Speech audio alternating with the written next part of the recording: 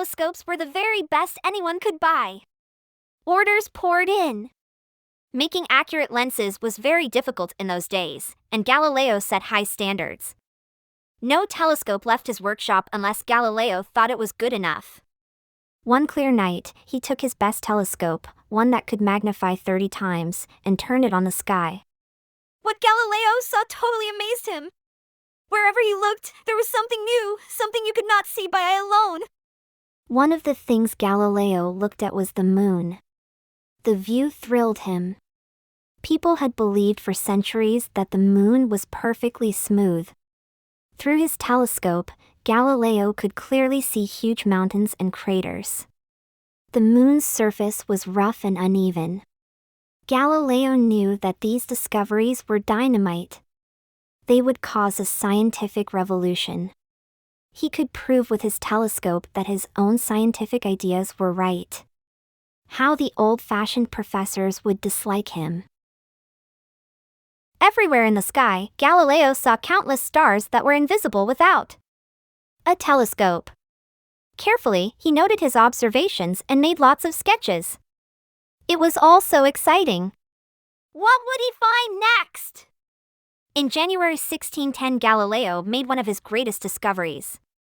Observing the planet Jupiter, he noticed that it was in a line with 3 little stars. It might be a coincidence. But the next night, the 3 stars were still there, although their pattern had changed. For several nights, Galileo watched Jupiter. On some nights, he saw 4 stars instead of 3.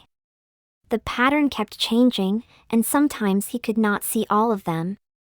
But there were definitely 4 little stars following Jupiter. There was only one explanation. Jupiter had moons going around it. When he could not see one of them, it was because it was behind Jupiter. Galileo wanted to let everyone know about the wonders of the telescope. In just a few weeks, he wrote a book called The Starry Messenger. It created a sensation just as he had expected. But some people said he had made it all up and his enemies were jealous. Galileo often upset people by the way he said things. He always said what he thought, and he had no time for anyone who disagreed with him.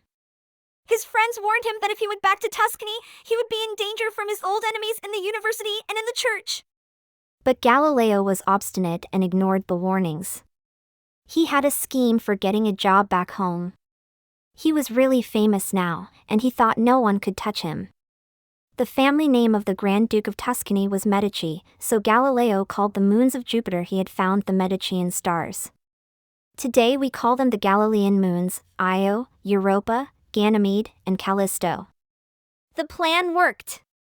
The Grand Duke was flattered and made Galileo his personal philosopher and mathematician. So Galileo went to live in Florence. But still many people did not believe Galileo's observations. So the next year, in 1611, he decided to go to Rome. There he would show the telescope to some of the most powerful and important scientists he knew. The visit was a triumph for Galileo.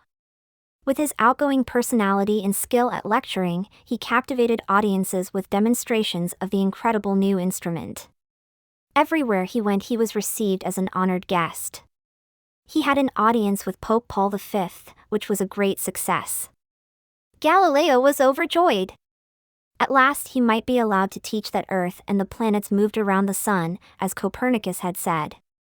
But he had forgotten about his enemies. They were very jealous because the Grand Duke paid him a huge salary and gave him special favors.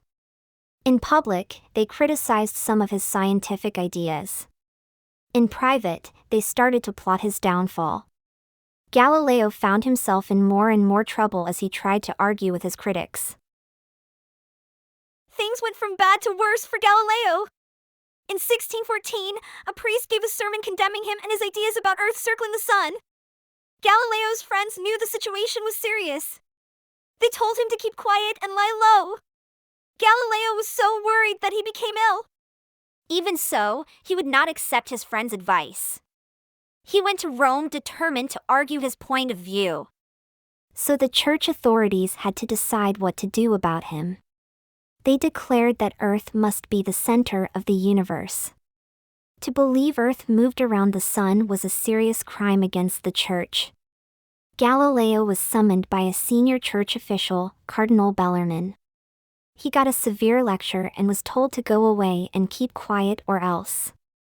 Disappointed, Galileo returned to Florence and worked on other things, at least for a while. 8 years later, Pope Paul V died. The new pope, Urban VIII, was an old friend of Galileo's. Galileo hoped the new pope would let him discuss Copernicus's theory again. He went to see the pope and was delighted when he got his permission to write a book. But there was one condition. He was not to say that Earth really does go around the sun. He must also say that the sun could be going around Earth. Galileo realized that he had no choice, so he agreed. He wrote a brilliant book. But he did not take the Pope's warning seriously enough. His enemies saw their chance. They persuaded the Pope that Galileo was making fun of him. The Pope was furious and he ordered Galileo to Rome to be tried by a church court. It was a terrible shock. Galileo was 68 years old and unwell. He knew he could be tortured or put in prison if the trial went badly. Galileo pleaded that he was too ill to go to Rome, but the Pope was so angry he would not let him off. When Galileo felt better, the Grand Duke of Tuscany helped make his journey comfortable and arranged for him to be looked after in Rome. The trial did not go well. Galileo still could not understand why so many people were against him. He was frightened of prison or an even worse punishment. But there was a way to avoid this. Galileo agreed to read out the words that said he did not believe Earth goes around the sun. In his heart he knew the words were untrue. Later he went back to the court to hear his punishment. He had to wear a white robe to show he was sorry for offending the church. He knelt down and listened while he was sentenced to imprisonment. In the end, it was not so bad for Galileo. He did not have to go to a real prison. He was sent back to his own house just outside Florence. But he was under strict orders to stay there quietly. His books were banned and visitors had to get special permission to see him. Nothing could stop Galileo from thinking about science, though. His imagination and curiosity in the world around him were as strong as ever. He was more than 70 years old, but he wrote a new and important book about how things move. A friend smuggled it out so it could be published in Holland. Galileo claimed he did not know how the book got out. Of course, that was not true. But he got away with it. Sadly, Galileo went blind. Even so, he kept thinking up new ideas. With the help of his son and friends, he worked to the very end. He died the month before his 78th birthday, leaving behind many important theories and discoveries that would help transform scientific thinking. The end.